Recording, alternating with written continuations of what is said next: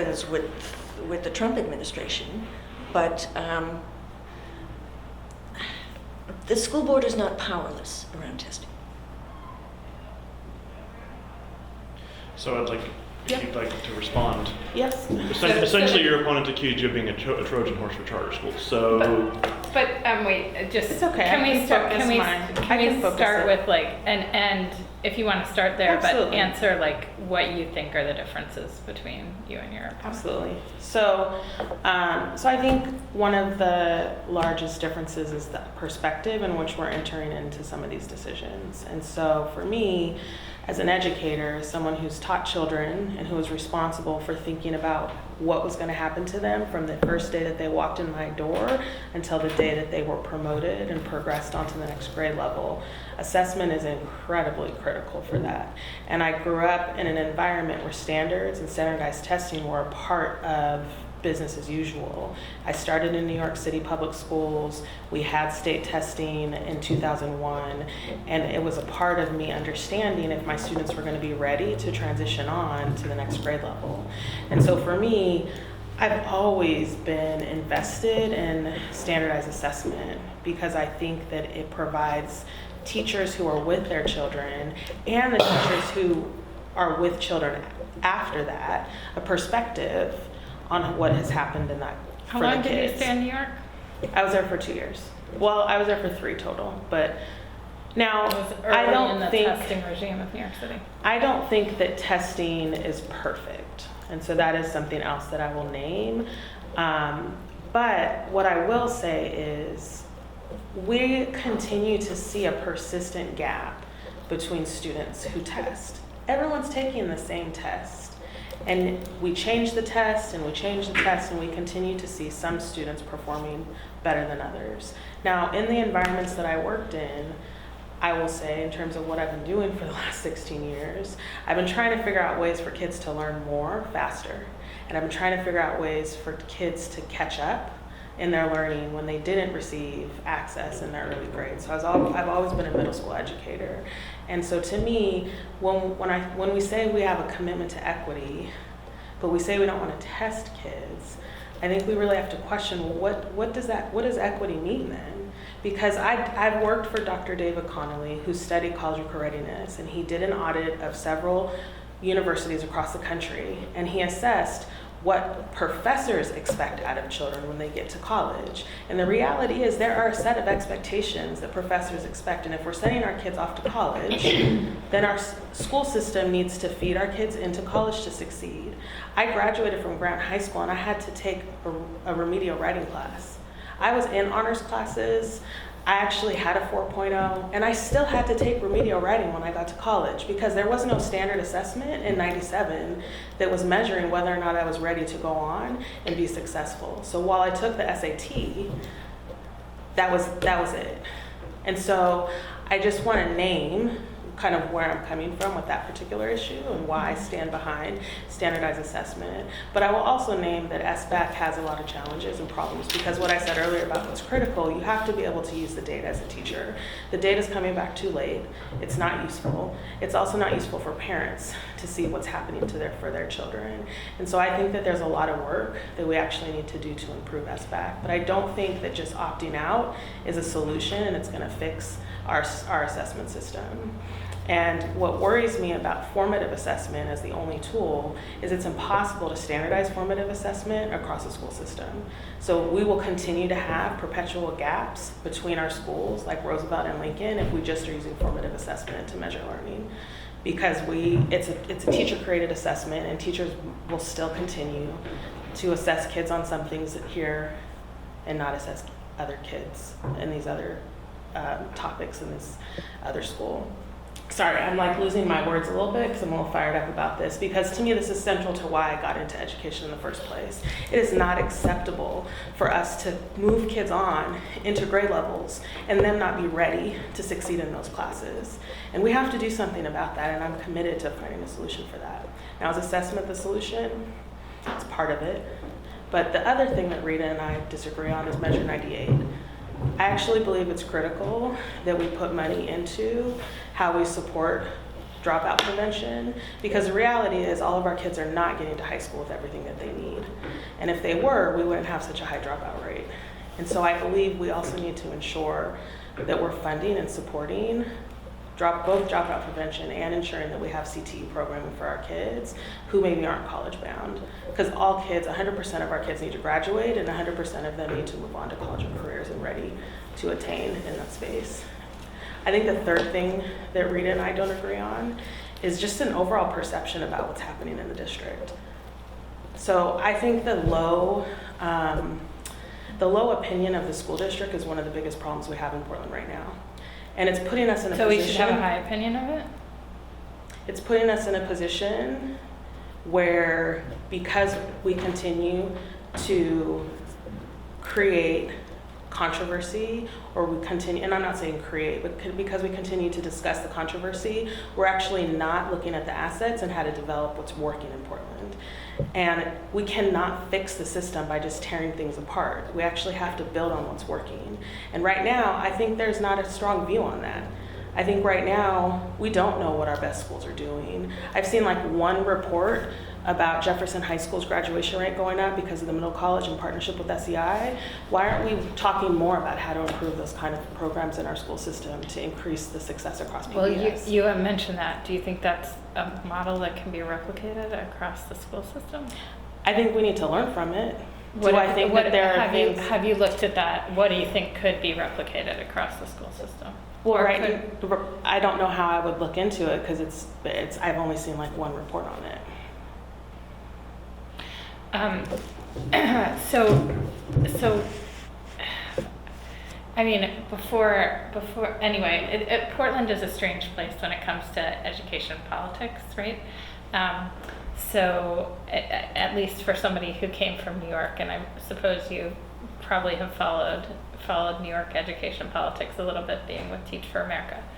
But, so education reform is about disruption, about how you've described it, about pushing the best of the advocates, pushing for kids who have not had access to quality education to get better access. So something that a little bit confuses me about you is that people that I think of being like board members who are pro kind of status quo in the district have endorsed you.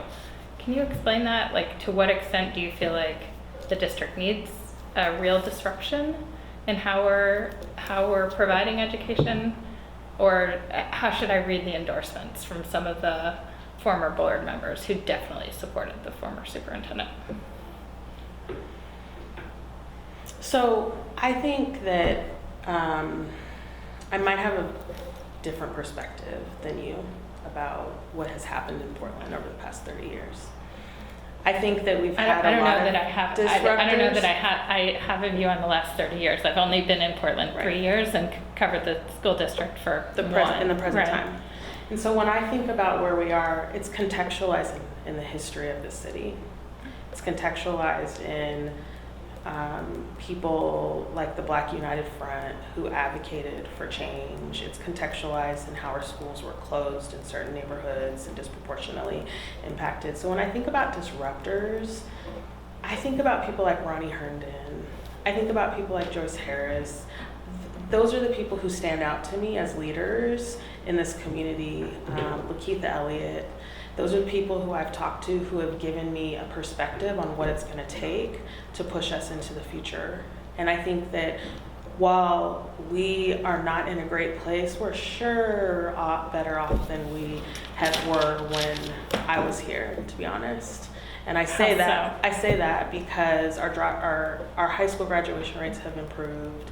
And to be honest, what I grew up with in a neighborhood in Northeast Portland was mass incarceration of people who looked like me. And I still have friends and family members who were impacted during that time when receiving an education for everyone did not look the same. And so now when I look at programs like what's happening at Jefferson, and I think about the fact that historically, when I went here, that was not the story of Jefferson High School. And there was still a lot of pride in the school because of the advocates like Ronnie Herndon who created a pride in the neighborhood. And that was the disruption that was needed at the time, because there was this perception that certain parts of our city were less important than other parts of our city because of who lived in that part of the city. And so when I think about a whole school district and the way that we improve our school district, it's a school district where we have a positive perception about all populations, all demographics, and there's not this fear of a boundary change because parents don't want to send their children to school with kids who look different than them. And those are the kinds of things that I want to disrupt. It's not I suspect just on about... boundary changes, you may be similar from the rhetoric of that. It's not just about, though, what Carol Smith did and didn't do. I think it's about the whole community. And so I think that's where we might differ a little bit, is I actually want to challenge our community to stand up for our education system in a different way, and not just a superintendent. Because we have a limited amount of time, I want to move on to the next question, which would be, where do each of you stand on the bond? Rita? I generally support it. I was very active for the 2012 bond, and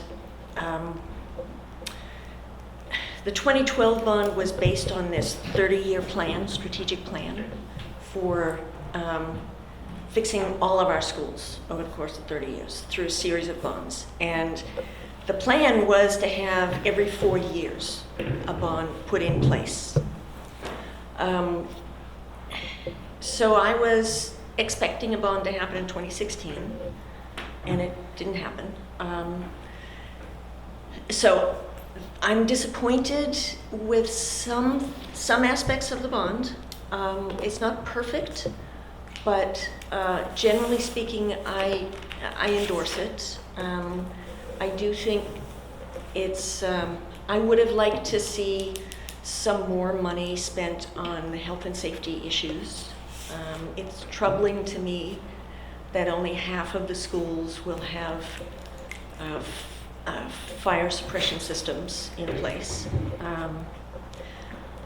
But I am glad to see that part of the bond package is that every school will have lead in the water addressed, every school will have lead paint addressed, deal with radon in every school where it's an issue, and asbestos will be either contained or removed. And those are all good. Long overdue and good. I wish we could do more seismic, but we are going to do some. I suspect we probably ought to do more roofs than our, but I mean, that's kind of nitpicky. Generally support. Yeah, yeah. Your position on the bond? Yeah, I mean, I keep it pretty simple on this one. I haven't interrogated as many of the details, but I will say I think there's a positive perception from the community that this is needed. And I think that we have a package that will address many of the safety concerns in every school. And I think that we need to support that right now. I also think we have a few of these high schools like Lincoln that are bursting at the seams and that need to be updated and modernized very quickly. Good. Rachel, other questions you have? I could keep them going for hours there. But, We have time for probably one or two more. all right. Yeah, one I'd say, and then the last question. Okay. So you mentioned Measure 98. Jamila, what's your impression about whether PBS is adequately funded? I don't think it is. I don't think our schools in Oregon are adequately funded. It's been clear to me since high school. I remember in 96 and 97 when David Lickey, who was one of my favorite teachers, was under threat of being fired because of, or laid off because first in, first to go because of budget cuts. Or sorry, last in, first to go. And so it's been a persistent issue. I've seen our facilities crumble. When I moved back, I was shocked at the facility upkeep. You could tell from the outside of the school that something was wrong. So, yeah. Ms. Moore? Are we adequately funded? Absolutely not even close. I mean, Jamila said we disagree Oh, yeah. Go about ahead. 98. Yeah. I don't disagree with 98 in principle. I mean, I'm a big fan of CTE. I'm a big fan of dropout prevention. My problem with 98 is that it's happening in the context of gross underfunding of education in general. If 97 had passed, I'd be okay with 98. But most of the people who supported 98 opposed 97. So, until we're... Except us, we opposed them both. Okay, well, I work for 97, but anyway. No one likes us, it's okay. So, yeah, I mean, we are grossly underfunded. And one of the things that I would do if I were on the board, I would be rallying the troops around tax reform. I mean, we have got to change the tax system. We cannot fund essential services. And as elected officials, the school boards are uniquely positioned within PPS to advocate for adequate funding. And to date, they haven't done it. It's a complete mystery to me. Thank you all for coming in. We have one last. Before we get to the fun question, I want to give up each of you the opportunity. This is Okay. why I'll hold it to one Okay. question to offer a closing statement of why we should endorse you in this race. I'll start with you, Jamila. All right. So, as I shared, I'm incredibly passionate about educational equity. And while I understand that as we get into the weeds, maybe there are disagreements amongst community members or leaders or my opponent and how to get there. But I think I've proven that I'm going to be fairly relentless to ensure that children receive a quality educational experience with the resources that we have. And that's a reality that I've had to deal with, in that I've worked in under-resourced environments. While a lot of people discuss charter schools as this majorly funded source, at the end of the day, we still had constraints in terms of, in my school in both Los Angeles and Houston, and facilities and resources for kids. And I've always tried to ensure that we have the best quality experience for kids, given the resources. KIPP was one of the few charter schools that actually had more funding than public schools. When I worked in Houston, we worked in trailers in our first years. So I worked in charter school environments where we built schools. In Los Angeles, we moved school buildings 3 times. I physically moved the school myself. I painted walls. We fundraised to get things for our kids. So there's a different version of KIPP in different parts of the country. So I do want people to know that, this is my home. It will continue to be my home. My husband and I are here in North Portland, and I left for a while because I needed to see something outside of the city to help expand my own potential for leadership. And now I'm back, and I really want to be a leader for educational equity here. And so I think it's important that we pick up the pieces of this very fractured district, and we need to have people on the board who have a vision for the future and who know what it takes for kids and schools to thrive. Thank you. Rita, closing statement. So why should you endorse me? Is that the question? Yeah, that is the question. The $60,000 one that you used to say. Okay. PPS is in the middle of a huge transition. We're getting a new superintendent who doesn't know Portland, doesn't know PPS, doesn't know Oregon, and has never been a superintendent. Everything I have heard about him is encouraging. I think he has the experience to be the kind of real instructional leader that this district has needed for a long time. So I'm optimistic. But he is going to have a very steep learning curve.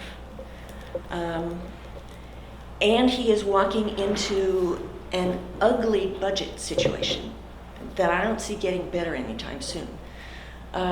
So he is going to need a school board that can help him get up to speed, and as quickly as possible, can kind of give him the lay of the land and familiarize him with what's working within the district, what isn't working in the district.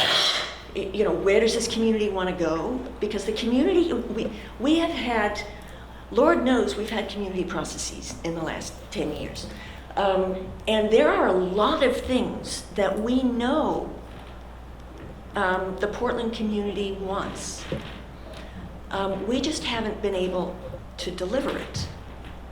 So, I mean, there's a lot of information to be conveyed to this new superintendent.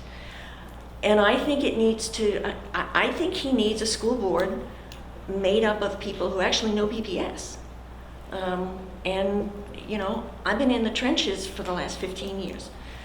In addition to that, I think we need a school board that is willing to engage in, you know, frank and honest debates, and we need a commitment to transparency. We need to rebuild trust. I frankly think PPS is at a crossroads. We are either going to get this right, or in 5 years, things are going to look very different. I have been hearing, this year in particular, I have been hearing from parents who have been stalwart supporters of public education. I mean, they live and breathe public education, who are telling me as they're crying that they can't do this to their kids anymore because the kids are not getting what they need in school. I'm hearing that more and more. We're still capturing 85% of students in Portland, and that is extraordinary for an urban school district. And I want to make sure that we keep that. I want to make sure that 10 years from now, Portland Public Schools still exists and is still capturing 85% of students and is doing better than it has been.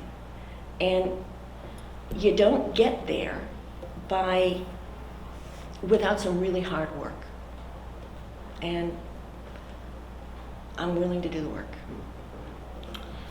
Rachel, do you want to ask? Thank you, both of you. Rachel, do you want to ask the? I don't even know what the fun question is. I don't have fun. So at the end of endorsement interviews, we ask a question designed to, not around policy or leadership approach, but just give our audiences a little sense of who you are. Mm-hmm. So this year our question is, since it's school board races around school, what would your high school yearbook have said about you? What superlative did you or would you have gotten if you'd gotten one? So most likely to succeed, class clown. It doesn't actually have to be the most something. Okay, I'm at a disadvantage here because Jamila is much closer to her high school graduation than I am. Distance can provide some, insights, so I'm not sure that's true. Okay. So I think mine would definitely be most likely to be a teacher. Okay. And that's because I've always been someone who worked with my friends on homework or spent time when I was at self-enhancement doing my homework. I was just like pretty nerdy in my school. So I was a student athlete. I played basketball, but I also was very academic. So most likely to be a teacher. Great. Do you remember what your yearbook said? I have no idea what my high school my yearbook said. Back then, it was probably Red Sox or politics? What's she going to talk about next? You still a Sox fan? Oh, yeah. And in fact, her website explains her interest in running for school board related to the Red Sox. Yes, it does. And the Cubs, and the Cubs. Oh, you're Red Sox and Cubs fan. I've forgotten it. Okay. Well, we're sort of kindred spirits, you know. It's true, they both had their curses. I'm still waiting for the Red Sox Cubs World Series, by the way. I'm just waiting for the Blazers championship, that's all I'm waiting for. I think I'm going to see mine first. All right, thank you both of you very much for your time. Thank you.